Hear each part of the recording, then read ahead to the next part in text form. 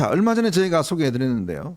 이원석 검찰총장이 이 당시에 브로커 사건 관계자 부인으로부터 이원석 총장의 부인의 계좌에 4,800만 원인가요? 이게 입금이 됐다. 그래서 두 개 신한은행과 우리은행 그때 뭐 계좌로 입금이 됐다 해서 이제 이거를 난리가 났지 않습니까? 보도하겠다고 그랬다가 갑자기 이제 보도를 취소하고 사과를 했죠. 장인수가. 장인수는 MBC 기자 출신입니다. 그런데요, 이게 알고 봤더니 이미 올 1월 달에 한겨레 신문, 뉴스타파 여기에 제보가 됐어요. 근데 이 두 개가 확인을 해보니까 아니다 그래서 보도를 안 했습니다. 자, 그 다음에 된 게 어디냐? 바로 이 지금 장인수한테 넘어간 거예요. 장인수한테 갔고, 그 다음에 또 이제 하는 곳이요. 이게 이제 서울의 소리. 네, 바로 서울의 소리가 이제 여기를 입수해서 방송을 하려고 그랬어요. 네. 근데 이미 1월 달에 그 두 언론사가 뉴스타파와 한겨레가 했고 이게 이제 아니다는 걸 알고 했는데 또 이걸 하려고 그랬단 말이에요. 딱 네 군데 언론사에 이거를 퍼뜨려졌습니다. 그 네 군데가 똑같은 저거죠. 그렇죠. 네. 네 군데가 지금 우리 저 현정님 얘기했지만 한겨레 신문, 인터넷 매체 뉴스타파, 네. 지상파 방송사라고 하는데 요거 땡땡땡이라고 하는데 네. MBC로 봐야겠죠. MBC로 봐야죠. 그다음에 이제 지금 장인수와 네. 서울의 소리 네. 이렇게 네 군데 네 군데가 왔는데 그런데 이게 이제 지금부터 3개월 여전히 1월 초순부터 1월 10일경부터 그 조작된 허위 자료를 대검에 들이밀면서 대검에 이거를 그 실체가 뭔지를 네. 이실직고 해라 이렇게 했다는 건데 저기 보면 고객명 정땡땡 나오잖아요. 네네. 정땡땡 상품명 나오고 계좌번호 나오고 그다음에 거래 일자 나오고 출금 금액. 그러니까 정땡땡은 누구냐 하면요. 스폰서 검사 의혹 관련된 사건 피의자였던 박모 씨, 박모 변호사의 부인입니다. 부인이죠. 그러니까 피의자의 부인 정땡땡 씨가 검찰총장 부인인 저 쭉 보다 보면요, 그 입금 금액 나오고 거기 오땡땡이라고 나오죠. 네, 맞아요. 오땡땡은 이원석 총장의 배우자가 오 씨예요. 맞아요. 그러니까 오땡땡이에요. 그러니까 피의자인 박변의 그 배우자인 정땡땡이 이원석 검찰총장의 배우자인 오땡땡에게 저거를 지금은 계좌 이체를 한다 이거죠. 그래서 날짜가 나오죠. 처음에는 3천만 원이죠. 네. 두 번째는 또 1,100만 원이죠. 네. 도합 4,100만 원. 100만 원. 근데 맨 오른쪽 부분 보면 뭐 한국 스탠다드 스탠다드 차티스 이게 SC 은행 아니에요? 제일은행. 제일은행 그 밑에는 우리은행. 네. 그러니까 그 계좌번호 그게 이제 그 이원석 총장 배우자의 계좌번호라는 거죠. 네. 저거를 네 군데에 이거를 제보를 누군가가 했어요. 네. 그래서 네 군데가 이걸 갖고 취재를 들어왔는데 한겨레하고 어디죠? 뉴스타파는 뉴스타파. 실제 우리가 어제 보여줬던 네. 그 이원석 총장 이겁니다. 바로 보시는 거. 부인의 이거. SJL은행 거요. 그렇죠. 없어요? 없잖아요. 들어온 게 없어요. 없잖아요. 1,700원 있으면 1,700. 사실상 뭐 그 휴면 계좌예요. 휴면 계좌인데 저거를 확인하고는 취재를 포기했고요. 네. MBC는 설마 현역 검사가 자기 부인의 계좌로 암만 간이 배 밖으로 나갔다 할지라도 그렇죠. 현역 검사가 자기 부인의 계좌로 저런 걸 받겠느냐. 이거는 좀 성립이 안 되는 너무 소설 같다 해서 네. 아예 취재를 안 해버렸다는 거예요. 그런데 이 장인수하고 서울의 소리만 저걸 믿고 그 조작된 딱 우리가 물었죠. 처음에 그 자료 그걸 믿고 계속 밀어붙이다가 막판에 그냥 엎어져 버린 거죠. 자, 그런데요. 바로 이겁니다. 그렇다면 저 자료가 어떻게 만들어졌을까? 그렇죠. 아까 자료 한번 보여주실까요? 저게요. 일반인들은 만들 수 없는 자료라고 그래요. 맞습니다. 저게 금융기관에서만 발행하는 자료라고 그럽니다. 자, 금융기관에서 발행할 수 있는 거를 일반인들 저걸 뭐 이 통장이나 이런 데서 할 수가 없대요. 그걸 복붙하는 거예요. 즉 복사해서 붙인 겁니다. 그렇죠. 그러면 이 자료의 출처는 어디냐? 자, 이게요. 이 박검사, 박모 변호사로 하는 사람, 바로 이게 스폰서 검사 사건, 이걸 수사했던 데가 바로 공수처입니다. 공수처죠. 자, 공수처에서 이거를 압수를 한 거예요. 이 사람 거를 수사를 한 겁니다. 이 자료가 있어요. 그 다음에 지금 이 공수처 말고 또 이 사건과 이제 관련해서 이 인사청문회가 있었습니다. 이원석 총장 인사청문회. 그렇죠. 그때 인사청문회에서 바로 이 좀 전에 이야기했던 부인의 계좌 정보가 당시에 이제 이 제출이 됐어요. 그렇죠. 왜냐하면 이제 본인이 가지고 있는 재산 그 신고를 해야 되니까. 그러면 공수처와 그 다음에 국회 바로 두 군데에서 이 정보가 나와서 그렇죠. 이거를 예를 들어서 이쪽에서 금융기관에 종사하는 사람의 어떤 이 조작으로 이 가짜 자료가 만들어졌다는 겁니다. 그렇죠. 즉 만들어졌고 이 자료가 바로 이 네 군데에 이제 뿌려졌다는 거예요. 즉 윤석열 반윤 언론 바로 이 네 군데에다가 뿌려졌고 그렇다면 자, 첫 번째 그럼 공수처에서 누가 이거를 뿌렸을까요? 최근에 보면 공수처가 의심을 받고 있는 게 이종섭 장관의 이 출국 금지 사실. 맞아요. 그거를 바로 공수처가 이 MBC한테 뭐 흘린 거는 모르겠습니다만은 MBC가 알아버렸죠. 그 알고 직접 갔죠. 또, 그죠. 네, 동행까지 했습니다. 예. 자, 공수처가 이런 식으로 이게 슬슬 뭐 유출이 작업되는데 바로 이겁니다. 바로 이 박모 변호사의 이 그 계좌 기록 이것 자체는 공수처 아니면 알 수가 없는 것이에요. 알 수가 없죠. 그런데 이제 한 가지 가능성으로 보면 그 스폰서 검사했던 박모 변호사의 변호인이 좀 있을 거 아니에요. 네네. 근데 이미 저 박모 변호사는 기소가 됐잖아요. 네. 기소가 되면 수사 자료를 다 볼 수가 있잖아요. 네, 피고인 변호사가요. 피고인 변호사가 수사 자료를 다 열람 복사할 수가 있습니다.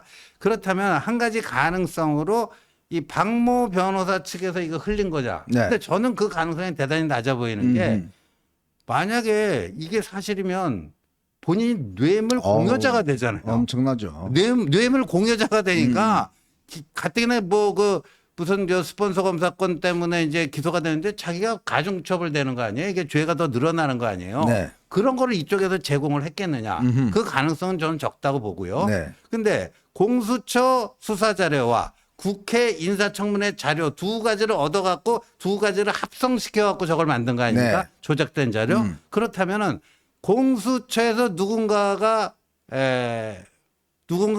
그 유출을 했고, 유출을 했고, 그리고 인사청문회에 접근할 수 있는 건 누구죠? 국회의원 말고는 없잖아요. 네, 보좌관들 뭐든 할 수 있겠죠. 국회의원실, 네. 국회의원 및 그 보좌관들. 법사위에서 할 수 있지 않겠습니까? 그렇죠. 법사위 뭐죠? 네. 그러니까 그게 거기서 접합점을 찾아야 거기 또 돼요. 최강욱 뭐 김남국 다 있잖아요. 그러니까 예를 들어서 네. 뭐 우리가 최강욱이라고 또 특정하면 안 되니까 최모 국회의원이 있다고 쳐요. 네. 있다고 쳐요. 그러면 공수처로부터 그 자료를 받고 또 자기가 법사위에 있으면은 인사청문회 자료에서 그거를 확인할 수가 있고 네네. 두 개를 복붙해 갖고 합치면 저런 조작 자료가 나옵니까 안 나옵니까? 네. 나오죠. 네.